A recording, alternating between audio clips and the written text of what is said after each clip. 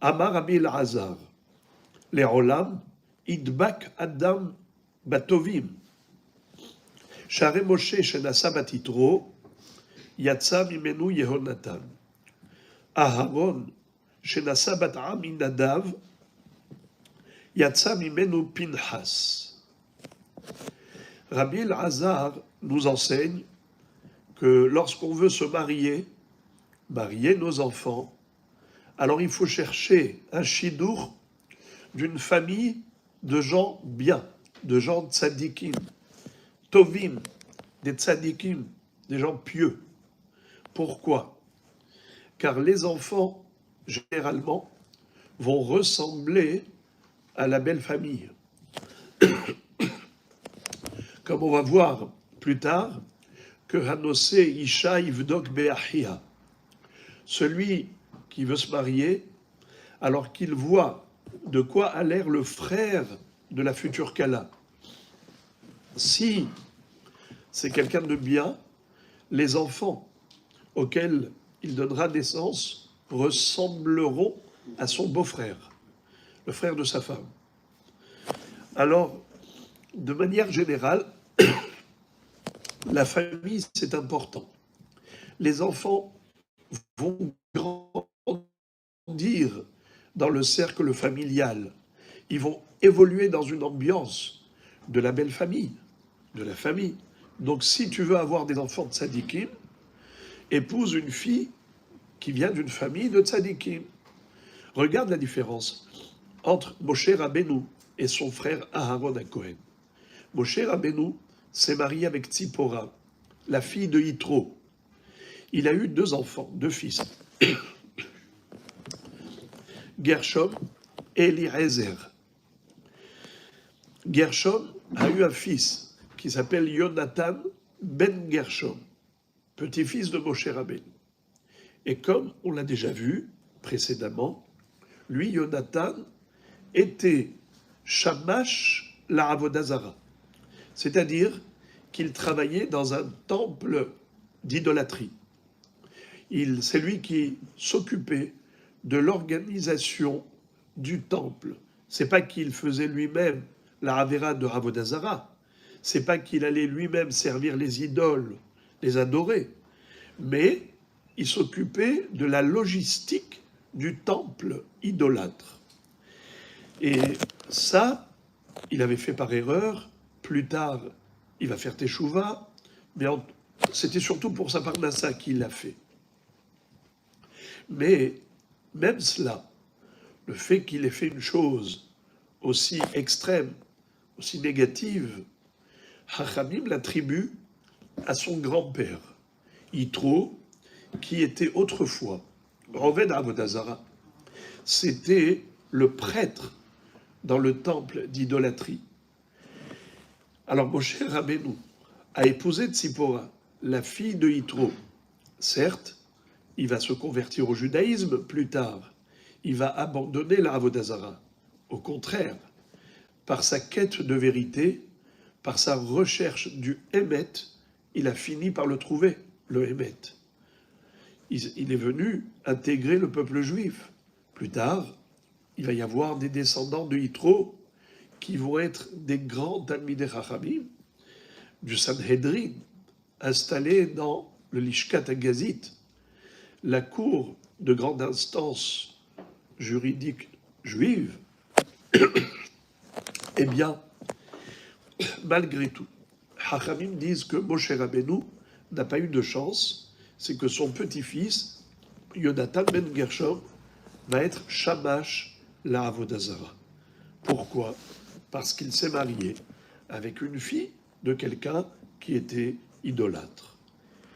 Or, Aharon HaKohen s'est marié avec la fille de Aminadav.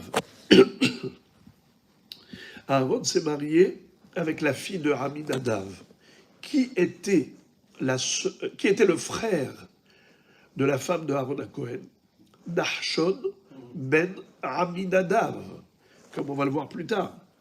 C'était le Nassi du Shevet Yehuda, celui qui s'est jeté dans la mer, qui a été le premier à donner l'exemple de la confiance en Dieu. Eh bien, qui était le petit-fils de Aaron à Cohen? Pinhas, ben Elazar, ben Aaron à Cohen. Lui qui va sauver le peuple juif de l'extermination lorsque Pinhas s'est levé et il a tué Zimri ben Salou, qui a été avec Cosbi Batsour et qui a encouragé tous les jeunes du Shevet Shimron à continuer dans la prostitution avec les filles de Midian, les filles de Moab.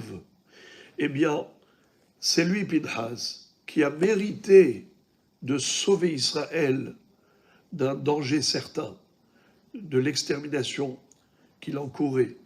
Akadosh Baruch Hu a dit à Moshe Rabbeinu, Lachen emor, hineni noten lo et beriti shalom, ve'ayita lo l'zaro acharav berit keunat olam, tachat asher kinel Elohav, va'ichaper al bnei Israël. Donc Pinhas ben Elazar ben Aaron HaKohen השיב את חמתי מעל בני ישראל ולא כיליתי את בני ישראל בקנאתי. Il a un zéchout inouï, Pinhas, petit-fils de Aaron. Alors la différence entre le petit-fils de Aaron HaKohen, Pinhas, et le petit-fils de Moshe Rabbeinu, Yonatan ben Gershon, elle est extraordinaire. Ils étaient diamétralement opposés. L'un est Shamash la Avodazara et l'autre est Kanaï pour un Kadosh Baruch Hu. Et Chachamim met ça sur le dos de la famille de l'épouse. L'environnement familial a un impact sur les enfants. Répétons. Amar Abil Hazar, Le'olam idbak Adam batovim, Share Moshe, Shenasa batitro, Yatsa mimenu, Yehonatan. Moshe Rabbeinu qui s'est marié avec la fille de Yitro, eh bien il a eu un petit-fils, Yehonatan. Aaron qui s'est marié avec la fille de Aminadav, qui était un grand tzaddik, le père de Nachshon ben Aminadav, Yatsa mimenu Pinhas, il a eu un petit-fils, Pinhas. La Gemara pose une question. Ou Pinhas lav meitro ka'ate, ve'active, ve'elazar ben Aaron, la kahlo, mi benot putiel lo le isha. C'est-à-dire, comment tu dis que Pinhas était le petit-fils de Aaron à Cohen, qui lui s'est marié avec Bat Aminadav. C'est pour ça qu'il était tzaddik. Mais pourtant, Pinhas était également descendant de Yitro. Vous savez que Yitro, il avait 7 noms. L'un des 7 noms, c'est Poutiel, sur la base de Pitem Ragalim la Avodazara. Il a gavé des veaux qu'il a sacrifiés à l'idole, Yitro. Alors, pourquoi tu dis que les grands-parents, la grand-mère de Pinhas, c'était la fille d'un tzaddik, Bat Aminadav. Mais pourtant, lui, Pinhas, sa mère, qui était-elle? C'était la femme de qui? De Elazar, son père. Elazar, son père, il s'est marié avec qui? Avec l'une des filles de Yitro. Il était beau-frère de Moshe Rabbeinu. Moshe Rabbeinu s'est marié avec Tzipora, mais Yitro avait 7 filles. Et donc il avait une autre fille qui s'est mariée avec qui? Elazar, le fils de Aaron HaKohen. Elazar ben Aaron HaKohen, il s'est marié avec qui? Avec l'une des Mibnot Poutiel. Poutiel, c'est l'un des noms de Yitro. Alors pourquoi tu dis que Yonatan ben Gershon, pourquoi il est devenu Shamash la Avodazara? Parce qu'il était petit-fils de Yitro qui était au début en Avodazara. Mais Pinhas, qui était petit-fils de Bat Aminadav, c'était un super tzaddik. Mais ce n'est pas vrai.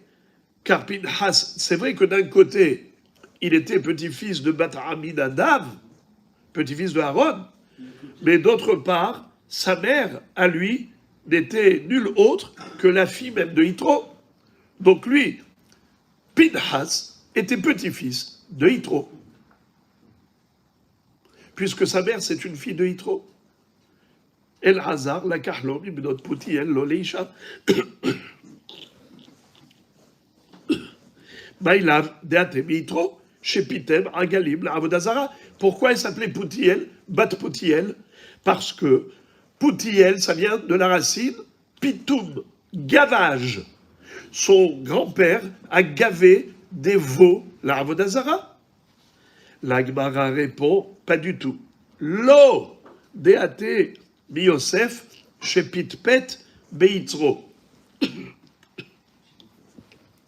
Tu veux savoir pourquoi la fille de Poutiel, c'est la fille de Yosef, c'est-à-dire elle était petite fille de Yosef Hatzadik, c'est-à-dire que El-Hazar s'est marié avec une fille de Poutiel. Toi, tu as cru que Poutiel, c'est Yitro? C'est vrai que Yitro, il s'appelait aussi Poutiel. Mais même Yosef porte le nom de Poutiel. Pourquoi? De la racine pitpet. Pas de la racine pitoum, qui veut dire gavage, mais de la racine pitpet. Alors il y a deux traductions au verbe les patpet. Soit c'est se moquer, soit c'est combattre, lutter. C'est-à-dire que Yosef s'est moqué de son Yetzer Hara. Yosef a été quelque part mis dans une épreuve terrible avec la femme de Potiphar qui a tenté de le séduire. Alors vous savez qu'est-ce que c'est que l'attirance des femmes pour un homme, un jeune homme aussi beau, à l'âge de 17 ans, qui avait tout pour lui, dans un milieu hostile à toutes les valeurs de la Torah. Et pourtant, il a été capable de résister à la tentation. Il s'est moqué de son Yetzer Hara, selon une traduction, où il a lutté contre son mauvais penchant, selon la deuxième traduction. En tout cas, le mot Poutiel, le nom de Poutiel, fait allusion à Yosef, qui a été Mepatpet Beitzro. Alors, détrompe-toi. Pinhas n'était pas descendant de Yitro, il était d'une part descendant de Aminadav et d'autre part descendant de Yosef Hatzadik. Alors évidemment qu'il avait d'où tenir sa piété, ses qualités vertueuses, c'était toutes ces vertus de Yosef Hatzadik et de Aminadav. Alors la Gemara pose la question, elle dit Vehalo shevatim mevazimoto ve'obrim ra'item ben putize ben shepitem avimo agalim la avodazara yaharog nasi shevet mi Israël. Les Chachamim disent que Pinhas, après avoir tué le nasi de Shevet Shimron, qui était Zimri ben Salou, ou bien qui portait le nom de Shlumiel ben Suri Shaddai, les membres de la tribu de Shimron se sont mis à critiquer Pinhas. Et pour le ridiculiser, le tourner en dérision, ils ont dit, voyez-vous, ce petit genou descendant d'un idolâtre qui a gavé des veaux pour les sacrifier à l'idole, lui, il ose porter atteinte à la vie d'un nassi du Shevet, d'un Shevet d'Israël, le nassi de Shevet Shimron. Pour qui il se prend ce Pinhas? Alors tu vois que quand ils ont voulu le ridiculiser, ils ont évoqué son ascendance du côté de Yitro. Donc ce qui veut dire que El-Hazar, quand il s'est marié avec l'une des filles de Poutiel, c'est qui Poutiel? C'est pas Yosef, Shepitpet Beitzro, Poutiel. C'est Yitro, Shepitem Agalim, la Elilim, Poutiel. Pitem, la Elil. Elilim, c'est les statues, les idoles.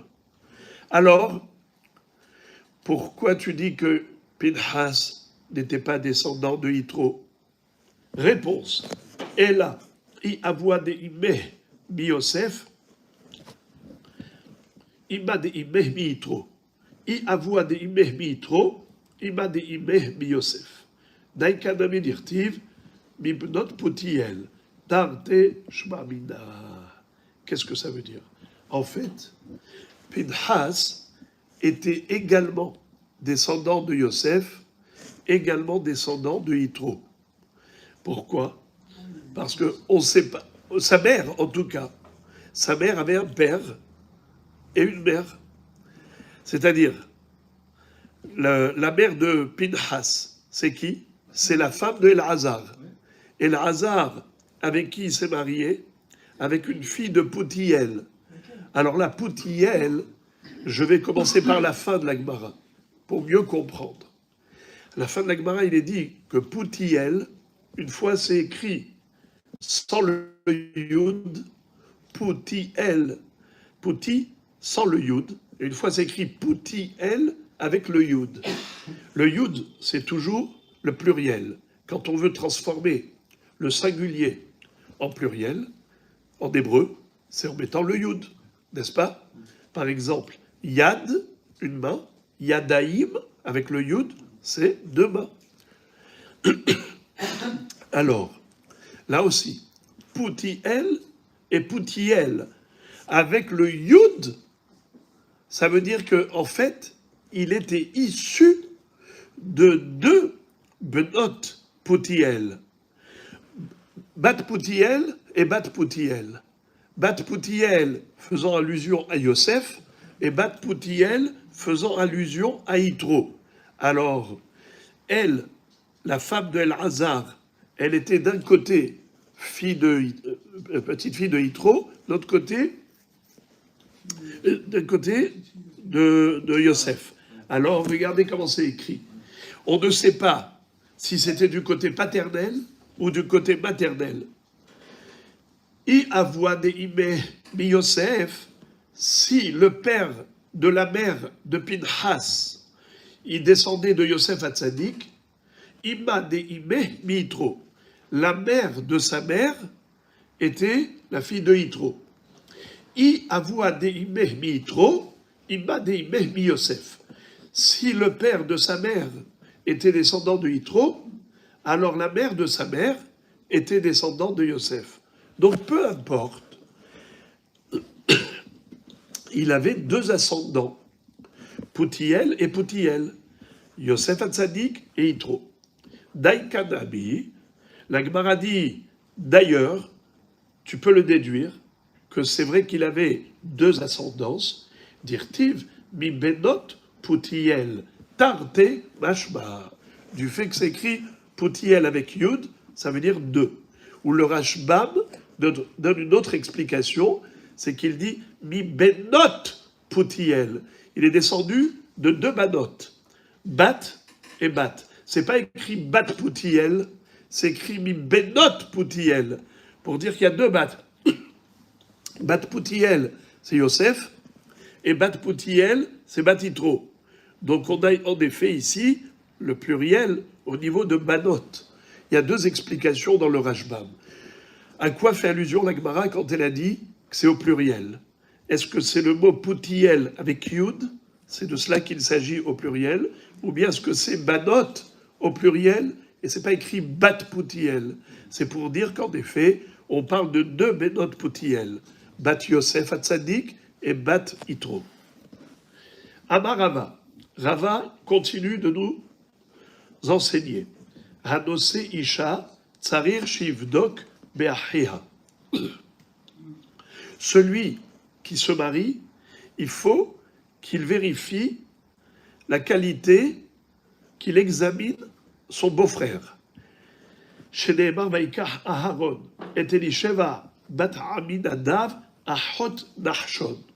Comme nous voyons que Aharon, quand il s'est marié avec Elisheva, la fille de Aminadav, la Torah précise qu'elle était la sœur de Nachshon ben Aminadav.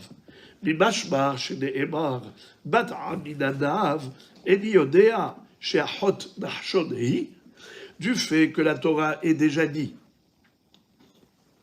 qu'il a épousé une fille de Aminadav, donc forcément l'épouse de Aharon C'était qui? La sœur de Nahshon ben Aminadav.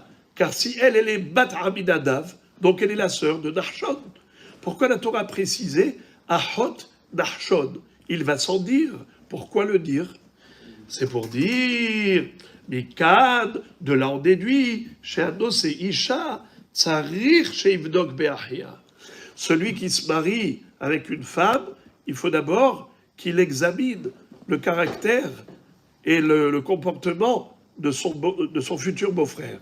S'il est positif, alors il peut être rassuré, car ses enfants lui ressembleront. Comme la Gemara va le dire tout de suite.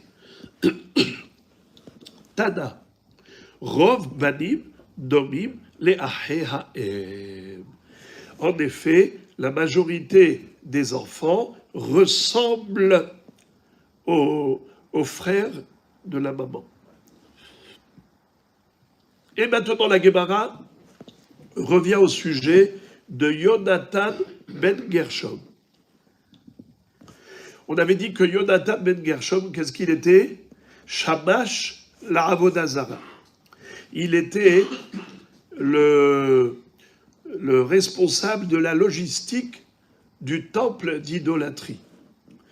Et comme il est raconté dans le Sefer Shoftim, Vayasuru Sham, à propos du Pesel Micha. Vous vous rappelez ce que je vous ai raconté la semaine dernière, avant Shabbat, que Micha, qui était entre guillemets le fils adopté par Moshe Rabbeinu, puisque Moshe Rabbeinu l'avait sauvé des murs en Égypte, quand il avait été encastré, parce que son père n'avait pas assumé le quota de briques nécessaire exigé par les Égyptiens, et que Moshe Rabbeinu a eu beaucoup de chagrin.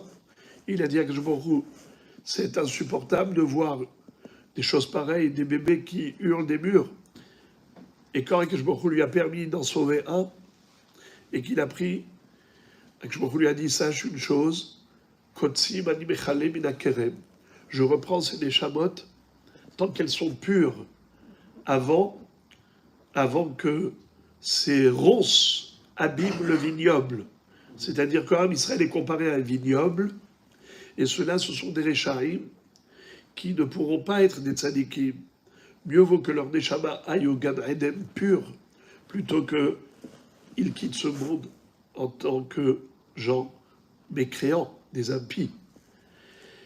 Et finalement, quand il a eu l'autorisation de sauver Micha, ce Micha avait suivi Moshe Rabbeinu au moment où il a sauvé, plutôt il a récupéré le cercueil de Fatsadik qui était plongé dans le Nil, et comment Moshe Rabbeinu a pu récupérer le cercueil de Yosef.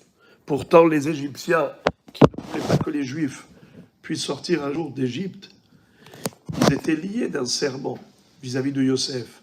Ils avaient dit qu'ils ne sortiraient pas sans lui.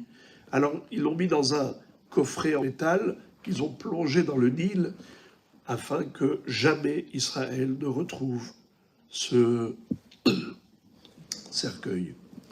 Mais Moshe Rabbeinu a écrit sur une plaque « Allez, Shor, monte le bœuf ». Yosef Hatzadik a été comparé à un bœuf. Ou Yosef Amar Bechor Shoro Hadarlo. Alors, il avait inscrit le nom divin aussi sur cette plaque. Et quand il a mis cette plaque dans le Nil, le cercueil de Yosef Hatzadik a flotté à la surface. Moshe Rabbeinu l'a récupéré. Mais Micha, lui aussi, a pris cette plaque, il a gardée.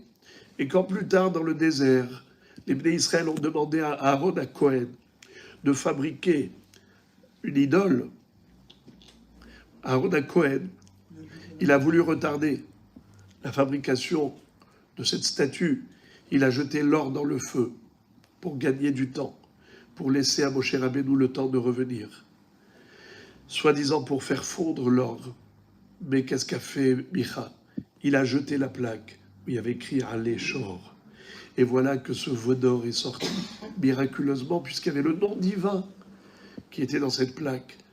Et immédiatement, comme par enchantement, le Hegel sort du feu. Moraï Rabotai, Le Chet HaEgel à cause de cet enfant qui s'appelle Micha, qui a été sauvé de la mort. Il a entraîné la mort sur tout Israël. Car si on n'avait pas commis la faute du veau d'or, eh bien la mort aurait été annulée. Grâce à Kabbalat Torah, grâce au Luchot Aberit, Harut ala Luchot, Herut mimalach hamavet. Malheureusement, Israël a connu une autre histoire à cause d'un enfant qui a été sauvé. Kadosh Baruch Hu lui avait dit, sache que je retire les épines du vignoble d'Israël.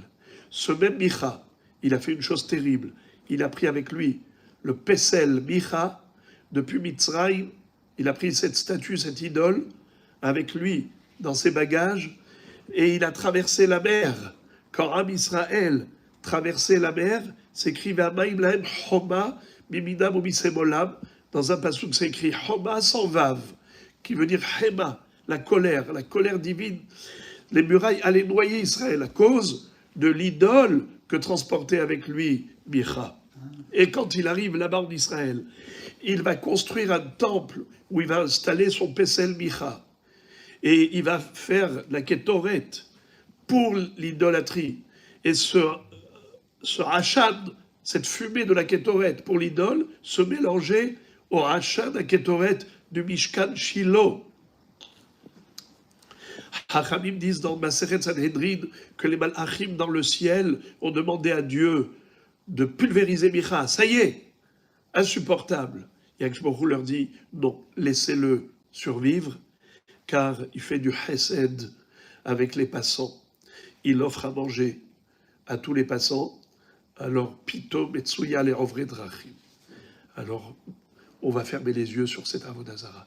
Ba'alemet Aïn Minaresharim. C'est terrible, c'est extraordinaire. Moraï Verabotai, qui était le shamash de la Avodah Zara, du temple, du Pesel de Micha, c'était Yonatan, Ben Gershom, Ben Moshe Rabbeinu. Et là, les gens du Shevet Dan vont aller l'interviewer à ce Yonatan. Et ils vont lui faire le reproche. Ils vont lui dire, mais attends, mais toi tu es descendant de Moshe Rabbeinu, tu es petit-fils de Moshe Rabbeinu, n'est-ce pas? Oui ou non? Comment tu peux faire des choses pareilles? Regardez. Vayasuru Sham, Vayomrulo. Ils ont été là-bas, au temple, les gens de Shevet Dan, ils ont été là-bas, ils ont vu Yonatan, ils lui ont dit, Mi heviacha halom, uba ta'ose bazé, uba lecha po, qui t'a amené ici? Et qu'est-ce que tu fais là? Et qu'est-ce que tu fais ici? Pourquoi ils ont utilisé tellement de termes? Mi heviacha halom, uba ta'ose, uba lecha po. Regardez ça. Amroulo, ils lui ont dit, le Shevet Dan à Yonatan, Lav mi Moshe Kaatit, dirtiv be al tikrav halom. Est-ce que tu n'es pas le petit-fils de Moshe Rabbeinu, auquel Dieu a dit, al tikrav halom? Il a eu la révélation de Dieu dans le buisson ardent, dans le désert. Comment tu oses faire une chose pareille? Mais tu es petit-fils de celui qui a mérité d'avoir une révélation divine.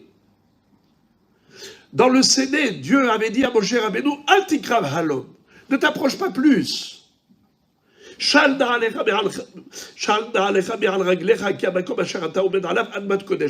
Retire tes chaussures des pieds.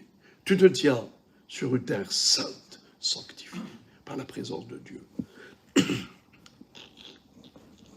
Pour ça qu'ils lui ont dit, Halom, qui t'a amené ici? Mais tu es le petit-fils de celui à qui Dieu a dit, Altikrav Halom. Encore, ils lui ont dit, L'Arbi Moshe Kati dirtivbe, Bazé biyadecha. C'est-à-dire, quand Akadosh Baruch Hu avait dit à Moshe Rabbeinu, qu'est-ce que tu as dans ta main? Il lui a dit un bâton. Il lui a dit, jette-le à terre. Il est devenu un serpent. Vous vous rappelez des signes qu'Akadosh Baruch Hu avait donnés à Moshe Rabbeinu pour le convaincre et pour convaincre les autres. Alors, Qu'est-ce qui est écrit? Il lui a dit, Mazé beyadecha, qu'est-ce que tu as dans ta main? Et c'est ce qu'ils lui ont dit. Ou ma ataosé, ma ataosé. Mais qu'est-ce que tu fais? Mais toi, tu es le petit-fils de celui à qui Dieu a dit, Mazé beyadecha. Encore, ils lui ont dit, ou balecha po, balecha fo, c'est-à-dire, un Kadosh Baruch Hu avait dit à Moshe Rabbeinu, il lui a dit, Ve'ata po amod ibadi. Alors ils lui ont dit, mais toi tu es petit-fils de celui à qui Dieu a dit, Ve'ata po amod ibadi. Après le Matan Torah, tous les enfants d'Israël, tous les hommes avaient été séparés des femmes pendant 3 jours. Ils ne pouvaient pas avoir une relation. Et maintenant, après le don de la Torah, Akash Baruch Hu a dit, Shuvu lachem le'aolechem. Retournez à votre tente, c'est-à-dire vous pouvez maintenant retrouver votre épouse. Mais pas toi, Moshe Rabbeinu. Toi, Moshe, tu vas rester avec moi. Ve'ata po amod ibadi. Tu es le seul à rester désormais sans ton épouse. C'est comme ça qu'il s'est séparé de Tzipora. Parce que Dieu lui a demandé. Lui, il a fait de lui-même, mais Akash Baruch Hu, il a confirmé. Hachamim disent qu'il y a 3 choses que Moshe Rabbeinu a fait de lui-même et que Dieu a confirmé. Ça, c'est l'une des 3 procédures. Moshe Rabbeinu, Akash Baruch Hu lui a dit, Vata po. Vata po, Amod Rabadi. Et toi, ici, reste avec moi. Ça veut dire que tu ne retourneras pas avec ton épouse. Alors ils lui disent, Balecha po. Et toi, qu'est-ce que tu fais là? Tu es petit-fils de Moshe Rabbeinu, à qui Dieu a dit, Ve'ata po amod ibadi. Tu es un séquoien de la Avodah Zara. Tu deviens prêtre, la Avodah Zara, un shamash la Avodah Zara, Amar lahem, kach mekublani mi bet avi haba. Le'olam yaskir adam atzmo la Avodah Zara ve'litztarech la biriot. Alors lui, en fait, il a dit, mais c'est ce que j'ai appris de mes ancêtres, qui nous ont dit que pour la Parnassa, on a le droit de faire Avodah Zara. C'est-à-dire, non pas d'y croire, mais de travailler dans un temple de Avodah Zara pour la logistique. C'est-à-dire qu'on a le droit d'être shamash dans un temple d'idolâtrie pour gagner un salaire. Ça veut dire qu'il n'y a pas de sous-métier. Pour vivre... Attendez. Lui, il a cru que c'est ça ce que ça veut dire. Qu'on a le droit d'être shamash dans un temple d'idolâtrie, à condition de ne pas faire soi-même la Avodah Zara. Moi, je ne fais pas de la Avodah Zara. Je ne suis pas moi-même en fait d'Avodah Zara. Je n'y crois pas en l'idole. Mais j'y crois en l'argent qu'on gagne grâce à l'idole. Pour la Parnassa, tout est permis. Je répète. Le'olam yaskir adam atzmo la Avodah Zara ve'al yitztarech la biriot, pour ne pas faire la manche, ne pas mendier, ne pas quémander. C'est ce qu'il a cru. La Gemara dit ve'hu savar la Avodah Zara mamash. Lui, il a cru que ce proverbe voulait dire, c'est qu'on a le droit d'être shamash dans un temple d'idolâtrie, vraiment. Il a cru que c'est ça le pirouche. Il s'est trompé. Velohi, c'est pas ça du tout. Et là, Avodah Zara, Avodah chez Zara lo. De Amar les Rav Kahana, de Tosh Develta Beshuka, Ushkol Agra, Velo Tema Gavra Rabba Ana, Vezilabi Milta. C'est-à-dire, il n'avait pas compris le sens de ce proverbe. Avodah Zara, ça veut dire non pas de l'idolâtrie, qui est le contraire de Avodat Hashem, Avodah Zara. Avodah Shehi Zara Lo, un travail qui est étranger à la personne. Qu'est-ce que ça veut dire Zar? Zar, c'est étranger. Avodah Zara, c'est un travail qui est étranger. Par exemple, quelqu'un qui est super Tamid Chacham, un tzaddik, un homme de grande envergure, un homme respectable, Mais pour sa parnassa, il n'a pas trouvé autre travail que de faire quelque chose qui rabaisse. Par exemple, Rav disait à son élève Rav Kahana, même si tu es Kohen et tu es un Talmid Chacham, si tu n'as pas d'autre chose à faire pour gagner ton pain, et qu'on te propose de dépouiller des charognes, des névélotes, on te dit voilà, on a besoin de cuir, on a besoin de peau pour fabriquer avec le cuir des chaussures, des parchemins. Alors voilà le travail que tu vas faire. Tu vas aller au marché, là-bas on va t'apporter des charognes et tu vas prendre ton scalpel et tu vas retirer la peau à la bête morte, au cadavre. Quel travail rabaissant! C'est ça le travail pour Rav Kahana. Rav lui dit, il n'y a pas de sous-métier. Tu dois faire un travail, même s'il est étranger à ta personne, parce que toi tu es un homme honorable, un homme respectable, malgré tout, pour gagner ton pain, au lieu d'aller quémander, de faire de la mendicité, tu vas aller faire ce travail qui est rabaissant. Pshot, Nevelta Beshuka, Ve Altomar Gavra Rabba Ana, ou comme dit le Rashbam selon une autre version, Kahana Ana. Lui s'appelait Rav Kahana. Il était Kohen et il était Talmid Chacham. Ne dis pas, quoi, ça me correspond, ce travail, c'est un sous-métier. Il n'y a pas de sous-métier qui compte. C'est le résultat qui compte. C'est pas le travail lui-même. Le travail, c'est juste un moyen. Quelle différence si tu gagnes ton pain par ce métier ou ce métier, qu'est-ce que ça change? Le but, c'est de gagner son pain. Il n'y a pas de sous-métier. Mais has shalom de profiter de la Avodah Zara. Il n'est pas question d'être shamash dans un temple d'idolâtrie, même pour l'argent. Donc il a mal compris le sens de cette phrase. Kevan shera'a David shemamon haviv alav biyoter midahu ala otzarot.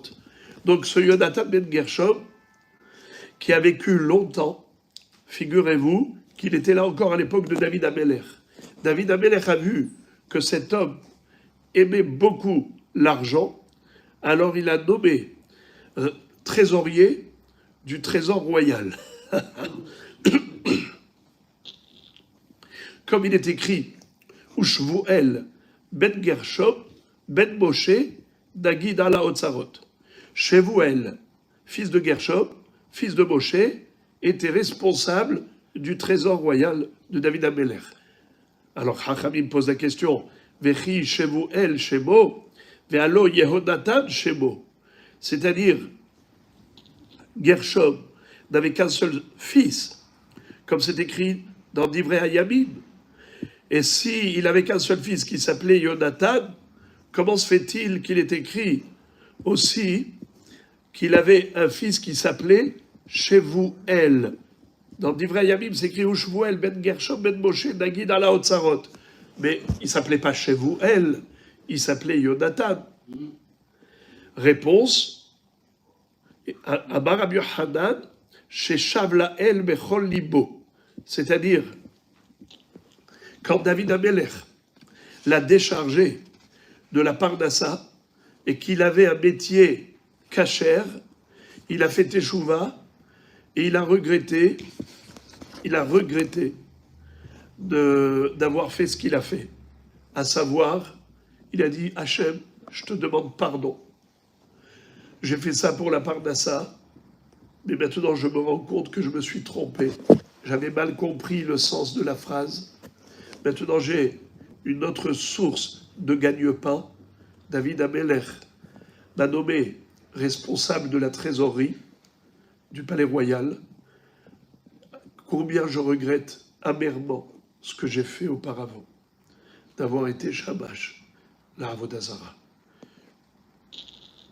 C'est pour ça qu'il est écrit dans Divrei Hayamim, Ushvuel ben Gershom ben Moshe Nagid ala Otzarot. Alors que vous vous rappelez qu'on avait un autre passouk où il y avait écrit au-dessus de Moshe, il y avait écrit un noun, comme s'il était écrit Ben Menaché. Vous vous rappelez? C'était un passouk dans Shoftim. Vayakimu lahem ben Edad et Apesel, Vihonatan ben Gershom ben Menashe, ou banav hayu kohanim le shevet Adani ad yom gelot haaretz. Alors, Menashe, pourtant c'était Ben Moshe, mais il a eu un comportement comme celui de Ménaché, le fils de Chizkia Améler, qui était un idolâtre. Lui aussi, il a été Shamash la Avodah Zarah. Si vous voulez, je vous lis pour le mot de la fin, la suite, une suite dans le Yerushalmi. Au niveau du Bavli, ça s'arrête là. Mais je vous lis ce qui est écrit dans le Talmud de Jérusalem. Là-bas, on pose la question où il est écrit, mais il y a un pasouk, où il est dit que jusqu'à la galoute, jusqu'à la destruction du temple, du premier Beth Amikdash, lui et ses enfants étaient encore Shamash la Avodah Zarah. Je vous lis le pasouk. Vihonatan ben Gershom ben Menashe hu ubanam hayu kohanim le shevet Adani ad yom gelot haaretz. Alors pourquoi tu dis qu'il a fait tchouva? Puisque on voit d'ici qu'ils étaient Shamash la Avodah Zarah, même jusqu'à la galoute, jusqu'à la destruction du temple. Mais tu as dit que David Améler l'a nommé responsable du trésor royal. Alors ça y est, il a arrêté, il a fait tchouva. Écoutez ça, c'est terrible. Quand Shlomo Améler est arrivé, il a pris la succession après son père et qui s'est installé sur le trône d'Israël, eh bien il a changé tout le personnel. Comme font les rois, pour pouvoir bien dominer, il ne faut pas être prophète dans son pays. Il ne faut pas être roi avec des anciens responsables, parce qu'ils te regardent en écarquillant les yeux en disant « Quoi, toi, tu vas nous donner des ordres? Mais tu es novice, tu viens d'arriver, déjà tu nous donnes des ordres, mais nous on connaît le travail mieux que toi. » Alors, qu'est-ce qu'il faut faire? Il faut renouveler tout le personnel, tout le staff. Shlomo Hameler, dans le cadre du renouvellement de tout le personnel qui travaillait dans la cour royale, eh bien, il a viré également le trésorier qui était Yonatan ben Gershom. Alors maintenant, à nouveau, il se retrouve avec des problèmes de Parnassa. Alors, malheureusement, il a repris ce travail. Mais le Yerushalmi dit comment ça se fait qu'il a eu une longévité. Vous imaginez un petit peu depuis quand jusqu'à quand il a vécu, jusqu'à l'époque de David Améler. Shlomo Améler, c'est parce qu'il n'y croyait pas en la Avodah Zarah. Il était là, dans le cadre, dans le cercle du temple d'idolâtrie, mais il n'y croyait pas une seconde. D'ailleurs, quand les gens venaient, et ils apportaient des corbanotes pour la Avodah Zarah, il leur disait, mais pourquoi tu fais ça? Alors ils disaient, ben parce que je voudrais te pardonner, j'ai fait un péché, et ainsi de suite. Il dit, tu sais quoi? Moi, je m'occupe de toi. Va chercher du pain, un bon plat, et ainsi de suite. Moi, je vais faire en sorte que tu n'aies plus de péché. Et qu'est-ce qui se passait? Le bonhomme allait lui chercher à manger, et en cachette, c'est lui, Yonatan ben Gershom, qui allait manger tous ses plats. Et il dissuadait les gens de la Avodah Zarah. Il leur disait, vous croyez que cette idole inerte, qui ne peut pas parler, qui ne peut pas voir, qui ne peut pas bouger, elle peut faire quelque chose pour vous aider? Ma pitom, apporte-moi à manger, apporte. Moi, je m'occuperai de prier pour toi à un Kadosh Baruch Hu. Qu'est-ce que vous allez faire à la Avodah Zarah? Donc c'est pour ça qu'il a mérité une longévité, parce qu'il n'y croyait pas du tout. Comme Yitro, qui a rejeté la Avodah Zarah. Alors lui, il prenait que l'usufruit, mais pas la croyance.